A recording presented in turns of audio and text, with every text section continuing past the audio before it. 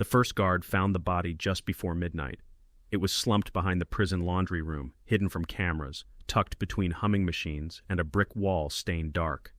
Blood streaked the floor in thin lines, like someone had tried to crawl away and failed. The alarm went off seconds later. Sirens echoed. Boots pounded the concrete. Every inmate in the block froze, listening. This was not an accident. This was a message. Investigators arrived fast. Prison officials sealed the area, lights flooding the narrow hallway. The victim was identified as Daniel Moore, a quiet inmate who kept to himself. No known enemies, no history of fights. That's what made it worse. Someone had chosen him on purpose, someone with power. Captain Laura Mitchell stood over the scene, her jaw tight. She had worked prisons for 20 years and knew the signs.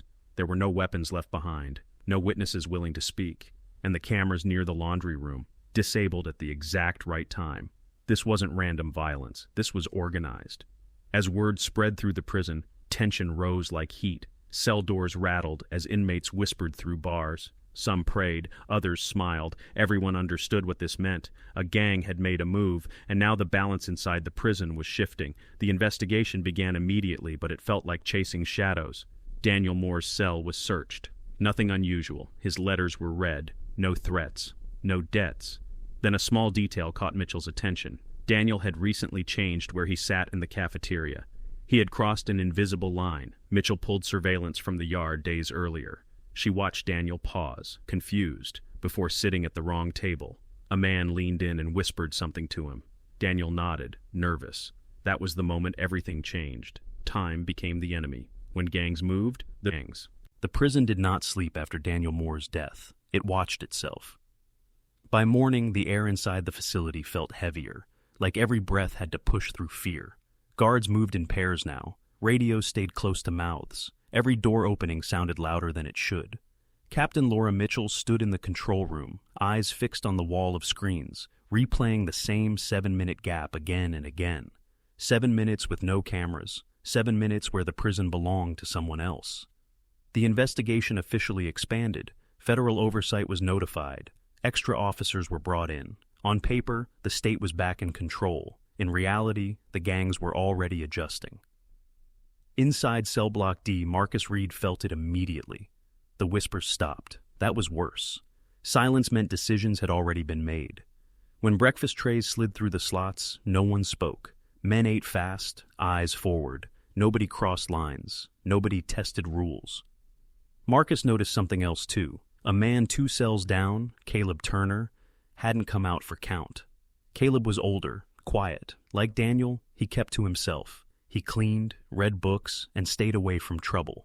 Marcus had seen him talking to Daniel a few days before the murder, just talking. But in this place, talking could be enough. Captain Mitchell noticed the absence at the same time. When officers opened Caleb's cell, the bed was neatly made. His shoes were gone. His toothbrush was still wet. He didn't leave on his own, Mitchell said. Search teams moved fast. Every corner, every stairwell, every utility room was checked. Hours passed. No sign of Caleb Turner, no alarms, no witnesses. Then a guard reported something strange. A maintenance door near the old storage wing was unlocked. Behind it was a narrow hallway no longer used, half-lit and dusty.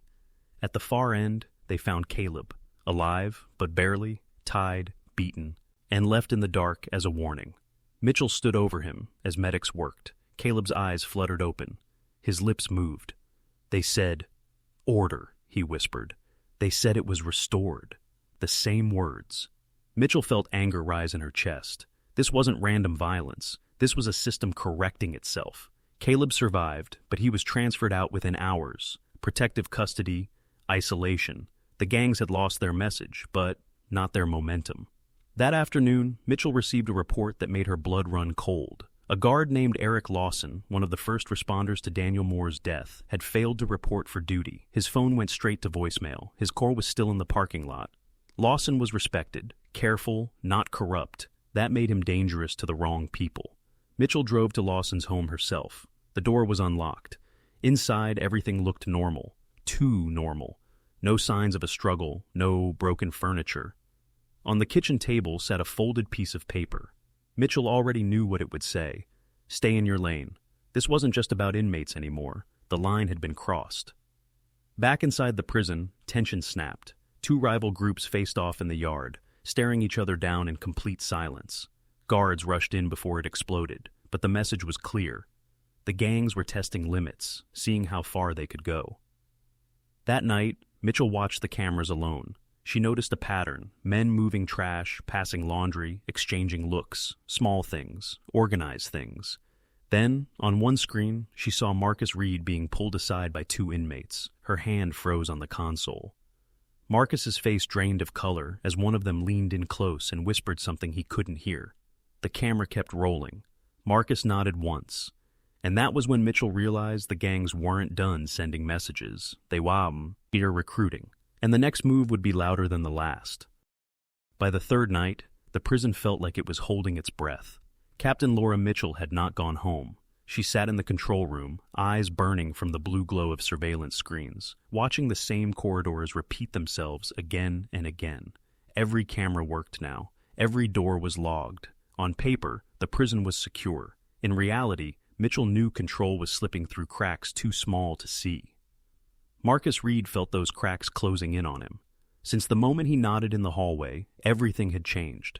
Inmates who once ignored him now watched him closely. Some looked at him with approval, others with quiet warning. No one spoke to him directly, but messages arrived anyway: where to stand, when to move, when to stay silent. That night, Marcus was told to clean the laundry room. His stomach dropped the moment he heard it.